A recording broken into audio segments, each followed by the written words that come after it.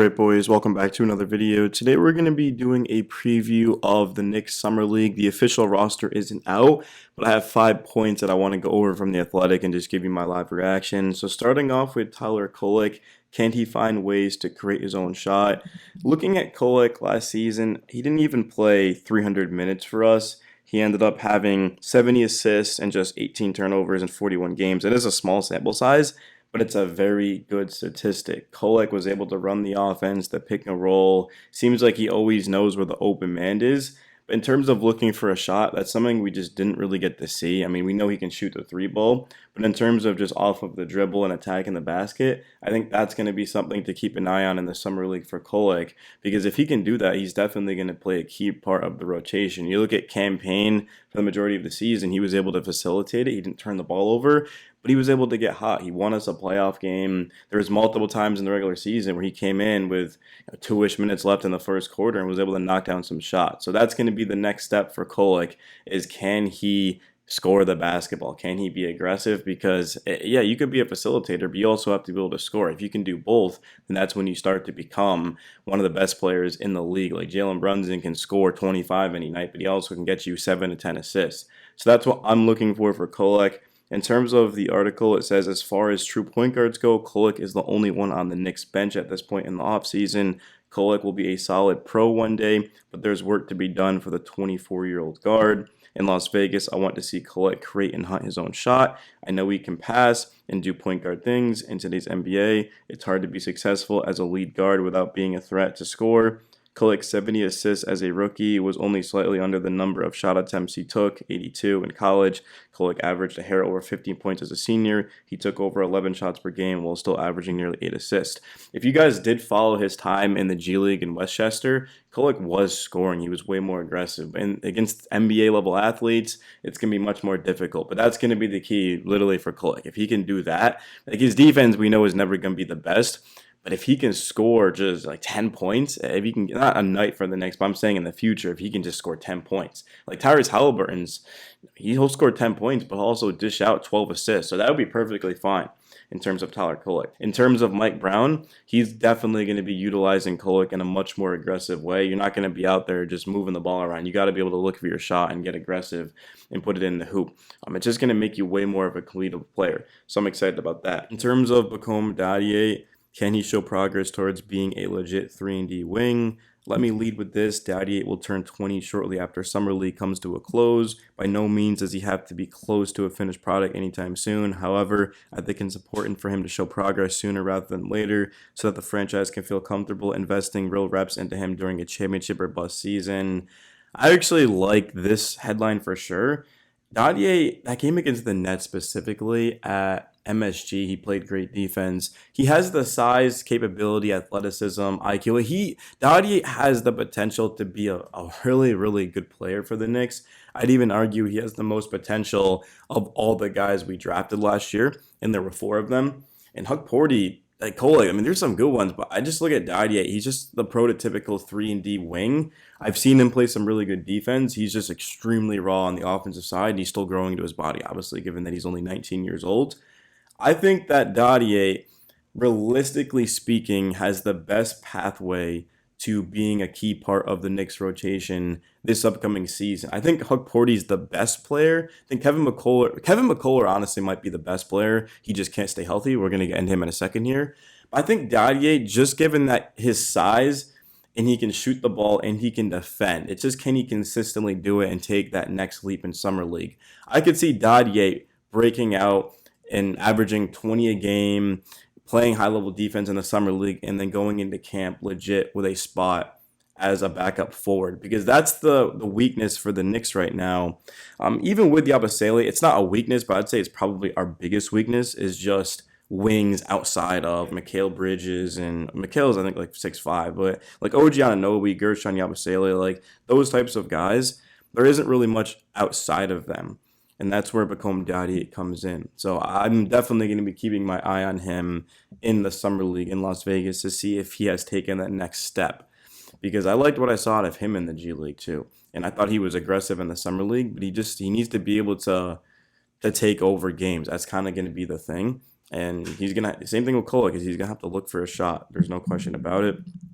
Dadiet, like Kolek, intrigues me. The shooting form is good. The defense even popped at times last year. Dadiet had one of my 5 favorite individual defensive moments by a Knick last season.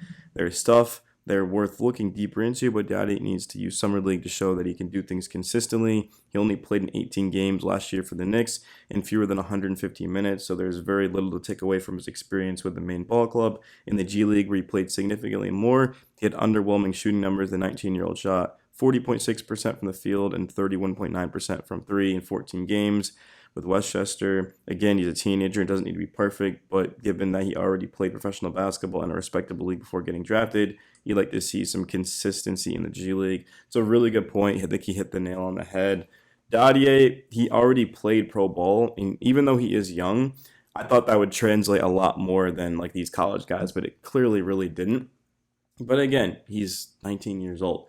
He's got a lot of time ahead of him of developing, and I would love to see him have a good summer league and be efficient. The defense is there. I think he's got even a bag in his game, but can he just put the ball in the hoop? His numbers were extremely low for both the Knicks and the G League Westchester team. So that's going to be the thing with Dadiet. He's 6'7" though, and he's got probably the best pathway to actually play consistent minutes, like I said, alongside Kevin McCullough. All right, let's end the video off with Ariel Hukporti, Kevin McCullough Jr., and of course Mohamed Diawara, who we just drafted. So talking about Hukporti, can he make his presence felt in every game? Behind Kolek, no rookie played more than Hukporti, 217 minutes last season, and it's possible Hukporti would have surpassed Kolek in total minutes played had he not suffered a knee injury in the middle of the year that forced him to miss months. There's no question he would have. And legitimately, Hukporti was like becoming a rotation guy for us. He had an impressive stints as a rookie. Most were in short bursts, but enough to understand why former head coach Tom Thibodeau would give the 23-year-old legit center rotation minutes here and there. Hukporti, who stands 6'11", moves well for a big man. I think he anticipates well defensively. He can get off the ground quickly to deter shots. He was always asking questions of his teammates. There is stuff to like about Hukporti. I want to see him physically dominate at Summer League. I don't mean average 20 points, 10 rebounds, and 2 blocks or anything that's not realistic. I want to see him contest any shot near him at the basket. I want to see him contest any shot near at the basket. I wanted to make offensive players think twice about attacking him at the rim when he's near it.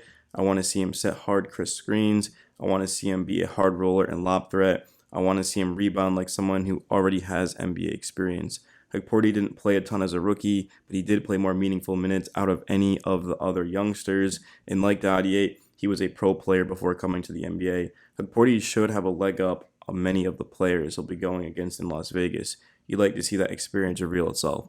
Again, this is literally the perfect way to phrase Hukporti because he already played stints with the Knicks that were impressive. So realistically, he should be dominating the Summer League, but it's never going to be about points and rebounds and block shots. It's always going to be about just your presence and how it's felt. And Hukporti, I mean, he has the potential to absolutely just dominate the Summer League. And if he does that, it's going to be very hard for the Knicks to not look at him and be like, we've got to get him in the rotation.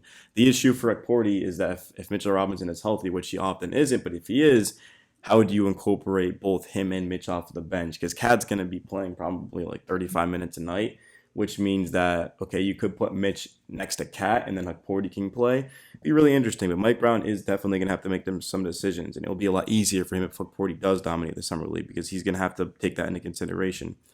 Kevin McCullough Jr. Kevin McCullough's basketball career as of late has been halted due to lower body injuries. He was hurt as he finished up his college career at Kansas and spent most of his rookie season rehabbing with the Knicks. He's a 6'6" wing who came into the NBA as an older prospect. Many scouts and executives around the league viewed him as someone who can do a few things well, but nothing great. To show what he can do, though, McCullough has to prove he can stay healthy. The best way to work on your game and impress decision makers is to be out there playing with hopes of sticking with the Knicks for one more season. The 24-year-old needs to show that he can make it to the end of Las Vegas healthy and be around to show off his game, his summer. And then Mohamed Diawara. Is Diawara worthy of keeping around the Knicks right now? The Knicks drafted the French prospect with the number 51 pick in June, and his contract status won't be determined for at least a few weeks. per league sources, there's a good chance Diawara ends up being a draft and stash prospect this year, but he also has an opportunity to show at Summer League that he's worth a two-way slot and should stay around the franchise this season. Another thing with Diawara is that you could actually bring him, like sign him to the roster because he'd be extremely cheap. And to that point, it would open up opportunities for a vets min or even potentially more. But Yabusele actually did take slightly less than originally we thought, so I don't think the Knicks honestly are going to be looking at that right now. But if Diawara has like a very good summer league, I mean, he's going to be difficult to ignore that. It's the same thing for everyone on this list. If you have a good summer league, you could be seriously thrown into there for regular season minutes or a two-way for Diawara's sake.